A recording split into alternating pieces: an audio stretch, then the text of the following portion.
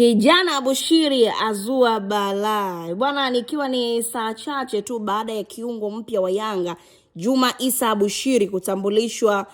na kikosi cha Young Africa, lakini juzi alibukia kwenye mchezo wa ndondo kwenye mashindano ya Mbeju Ndondo Cup na timu yake ya Mzimuni ambayo alikuwa akichezea, kuchapwa bao 1-0 na Madenge FC katika mchezo huu ambapo ulikuwa ni wa ufunguzi ambao ulichezwa pale katika dimba la KMC Complex. Abushiri aliyesajiliwa na Young Africa kama ambavyo tunafahamu na tumeona alitambulishwa. Mchezaji huyu ambaye alitokea timu ya Fountain Gate ameonekana alisahau kama taratibu hivi kwamba kisha sajiliwa na vigogo hao wa Kariakoo,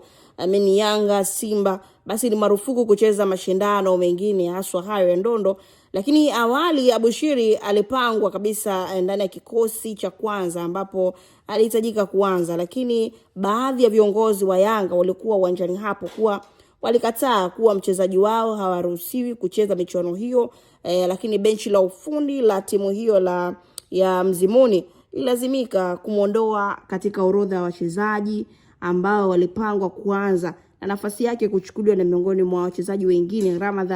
Ramadhan. Lakini hata hivyo baada ya kufungwa bao la kuongoza na Madenge FC, mchezaji huyo ambaye ni miongoni mwa viungo bora na mahiri zaidi alionekana kuwabembeleza sana viongozi wake wa Young Africa ambao walikuwepo hapo kwamba anaomba ajapokuwa apate nafasi ya kuitetea timu yake. Lakini ambacho kinazungumzwa haijulikani kama alikubaliwa au la, lakini mwisho wa siku nyota huyo alionekana akiingia uwanjani na kuitetea timu yake ya Mzimuni FC, lakini jambo ambalo pia halikusaidia chochote,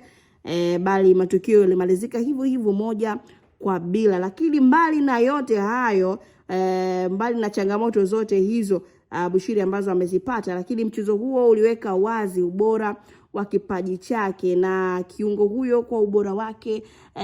namna ya uchezaji wake ilikuwa ni sehemu ya kivutio kikubwa zaidi, ambayo iliwavutia macho ya mashabiki wengi walijitokeza kushuhudia mchezo huo wa ufunguzi wa msimu wa 13 wa mashindano hayo ambayo Abushiri alikuwa akicheza. Sasa hii inaonekana kama kijana wetu wa Arachuga bado hajajua protocol na maadili ama